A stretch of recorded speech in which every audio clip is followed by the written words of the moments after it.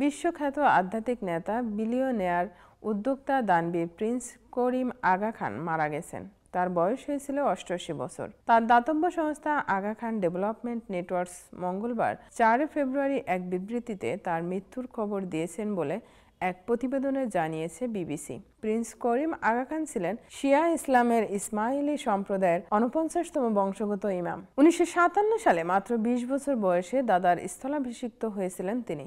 সুইজারল্যান্ডে জন্মগ্রহণ করা আগা খান ছিলেন ব্রিটিশ নাগরিক।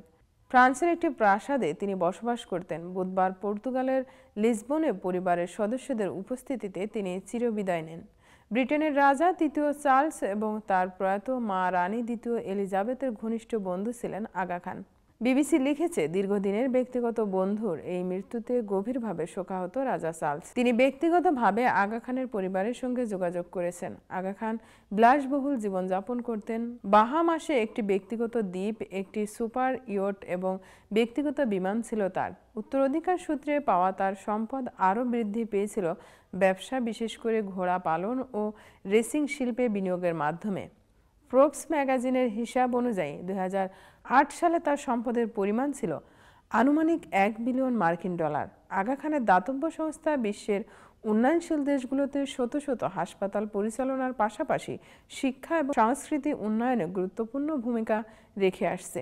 তিনি পাকিস্তানের করাচিতে আগা খান ইউনিভার্সিটি প্রতিষ্ঠা করেন এবং হার্ভার্ড ও MITর যৌথ উদ্যোগে Aga Khan programme for Islamic architecture চালু করেন। ভারতীয় ঐতিহ্যের সংরক্ষণেও তিনি গুরুত্বপূর্ণ ভূমিকা রেখেছেন, বিশেষ করে দিল্লির ঐতিহাসিক হুমায়ুনের সমাধি সংস্কারে। তার নামে ব্রিটেনের চালু রয়েছে আগা খান আর্কিটেকচার অ্যাওয়ার্ড। পূর্ব ও মধ্য আফ্রিকার ন্যাশন মিডিয়া গ্রুপ তারই প্রতিষ্ঠিত। আগা খান ডেভেলপমেন্ট নেটওয়ার্ক বলছে, আমরা আমাদের অংশীদারদের সঙ্গে কাজ চালিয়ে যাব যাতে বিশ্বজুড়ে ধর্ম, বর্ণ নির্বিশেষে মানুষের জীবনমানের উন্নয়ন ঘটানো যায়, ঠিক যেমনটি তিনি চেয়েছিলেন। আনুমানিক ১.৫ কোটি ইসমাইলি মুসলমানের ধর্মীয় ও আধ্যাত্মিক নেতা হিসেবে আগা খান দীর্ঘদিন দায়িত্ব পালন করেছেন।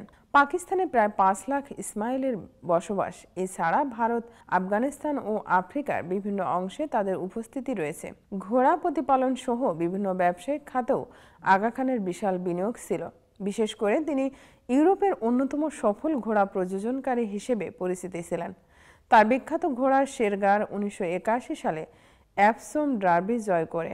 তবে ১৯৮৩ সালে ঘোড়াটি অপহরণ করা হয় এবং আর কখনো সেটি উদ্ধার করা সম্ভব হয়নি।